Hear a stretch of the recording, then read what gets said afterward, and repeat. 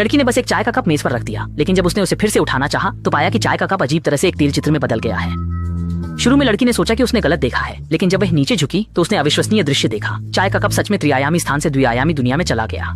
इसलिए अपने मन में एक अनुमान की पुष्टि करने के लिए उसने जल्दी से सावधानी पूर्वक हाथ अंदर डाला और अगले ही पल जो चाय का कप गायब हो गया था वह सच में उसने तेल चित्रकला से बाहर निकाल लिया। इस अजीब दृश्य ने तुरंत लड़की को घर में उस तेल चित्रकला में मौजूद सैकड़ों टन सोने की याद दिला दी।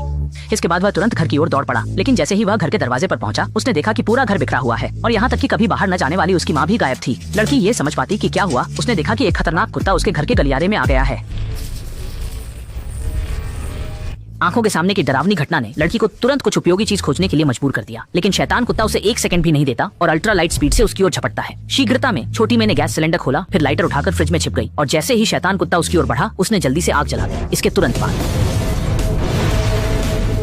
जैसे ही आसपास का धुआं धीरे धीरे छंटा, पूरा कमरा बिखरा हुआ नजर आया। लेकिन अभी शाओ मई ने राहत की सांस भी नहीं ली थी कि उसने देखा कि विस्फोट में टुकड़े टुकड़े हुआ शैतान कुत्ता फिर से ठीक हो गया और फिर से उस पर झपट पड़ा। ऐसे ही संकट के समय छोटा शुआई समय पर आ गया और एक बार में दानव कुत्ते को मार गिराया। जब छोटी मई को होश आया तो छोटा शुआई ने उसे बताया कि वह चीज नर्क से आई हुई एक बुरी आत्मा थी और उसकी माँ शायद पहले ही उसका शिकार बन चुकी है। तभी दोस्त दाशान अचानक वहाँ आ गया। जब शॉमी ने उसे यह सब समझाया तो तीनों जल्दी से शॉमी के सौतेले पिता की दुकान पर पहुंचे, लेकिन देखा कि उसे कुछ लोग बंधक बना रहे थे और उससे शॉमी की माँ के पारिवारिक खजाने के बारे में पूछ रहे थे। शॉमी ने बताया कि उनके परिवार का खजाना वास्तव में एक सजावट के रूप में रखा गया पवित्र प्याला है, लेकिन दानव उसे अपने कब्जे में लेना चाहता है। सौतेले पिता को प्रताड़ित होते देख शॉमी ने शिवंग जताई कि शाओ शुआई उसे बचा सकता है।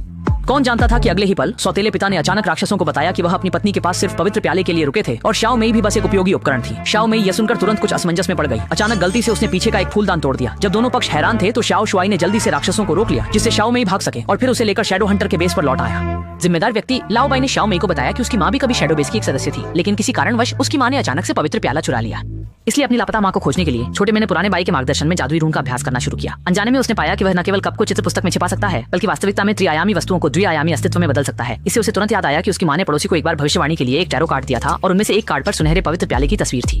लड़की ने बस अपना हाथ एक टैरो कार्ड में डाला और अगले ही पल उसमें से एक सुनहरा कप निकाल लिया, लेकिन वह 2 सेकंड भी खुश नहीं हो पाई थी कि महिला पड़ोसी के रूप में छिपा हुआ दानव अचानक पीछे से हमला कर देता है। ठीक उसी समय दोस्त बाहर से अंदर आया। उसने देखा कि शाओ मई खिड़की से इशारा कर रही है। उसने जल्दी से हिम्मत जुटाकर महिला पड़ोसी को अंदर धकेल दिया और शाओ शुआई ने मौके का फायदा उठाकर उसे मार डाला और पवित्र प्याला वापस ले लिया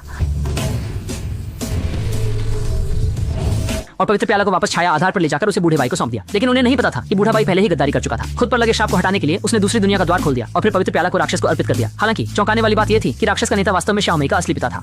यह देखकर शाओ मई पूरी तरह से इसे स्वीकार नहीं कर पाई और उसने तुरंत फिर से संत कप को टैरो कार्ड में डाल दिया, फिर एक छलांग में पोर्टल में कूद गई। अभी तक शाओ मई को समझ नहीं आया था कि वह कहाँ आ गई है। तभी एक छोटी लड़की धीरे धीरे आई और उसने एक बेहद अजीब चेहरा बनाया। तभी अचानक एक विशाल भेड़िया बाहर निकला और उस छोटी लड़की को खिड़की में धकेल दिया। कुछ चीखों के बाद शाओ मई के सौतेले पिता अंदर से बाहर आ गए। असल में वह एक वेयरवुल्फ थे। इतने सालों से शाओ मई और उसकी माँ के पास रहकर उनकी रक्षा कर रहे थे और इस समय दूसरी ओर गुस्से में भरे हुए दानव ने एक जादुई